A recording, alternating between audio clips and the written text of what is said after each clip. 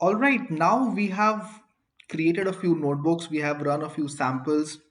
You can choose to create your own fresh notebooks, but let's see what all you can do with these notebooks that you have created. Okay, there are a lot of options available in Jupyter notebooks separately and also over here embedded in the Azure Quantum workspace. Let's have a look. So first of all, you can choose to write your own code sections, right? And then, shift enter to run or click this thing.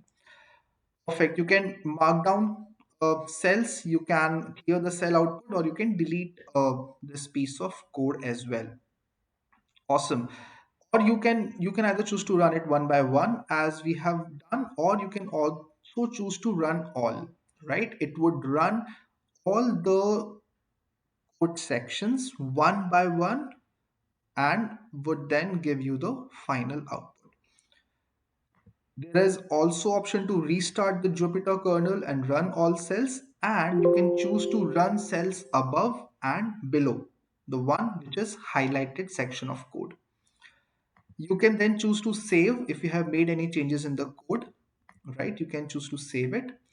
Then you can also have a look at the table of contents, right? You can choose to have a look at the different table of contents and choose to go directly to that particular section as a hyperlink. These are all hyperlinks. Then you can clear the outputs. You can click these three dots and there are a lot of other options. You can choose to save it from here. You can edit and then undo the cell operation, cut and copy cell, move the cells up and down, add a cell that you can do it from the plus code, or you can delete cells. And there are also a lot of shortcuts that you can do. We will come back to shortcuts quickly. Go to view and you can find more options to show the editor line numbers, to hide the toolbar key binding hence, which is like this one, press shift enter to run. You might want to show or you might want to hide. Show and hide inputs, show and hide outputs, enable, disable scrolling. All of these are there. And then there are key bindings. You can then go to show the key bindings panel where you will see all the different keystrokes, the shortcuts from your keyboard that you can use directly. And you can use all of these externally in any Jupyter notebook, and you can use all of them right over here as well. All right. Going to kernel, you can choose the kernel as a Q sharp or Python 3. You can choose any of them and the codes will run accordingly. You can choose to restart the kernel. You can choose to interrupt the kernel if your programs are in progress. If your codes are getting executed, you might want to stop it and probably do some changes. You can choose to interrupt. And then there is a section of variables. If there are any variables defined in your code, like we have a lot of variables defined over here, so you can see all of these variables. Like we have, if you look at this line of code, so we have a measurement variable, right? It's a job. So this measurement, this is a variable, sorry, and this variable is of type result, and then it has a certain value that you can see over here. So you can see all the variables, the type, the length, and the value. All of the variable details would be available over here. And right next to it, you can again have a look at all the key bindings, right? If you want to look at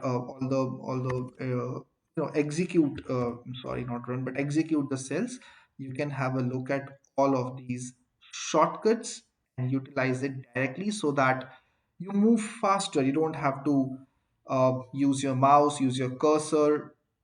Using keyboard shortcuts in Jupyter is one of the fastest ways to work in Jupyter. So you get used to it. Once you get used to it, there's no turning back to mouse or your laptop mouse. It's as fast as it can be using the keyboards. So these are the different things you can do right over here. What you can also do is, if you go to my notebooks, you can choose to create a new notebook fresh. You can upload the notebooks, right? You can download notebooks externally and then you can upload them over here, or you can maybe share notebooks by email or by FTP. Then you can upload these notebooks right over here.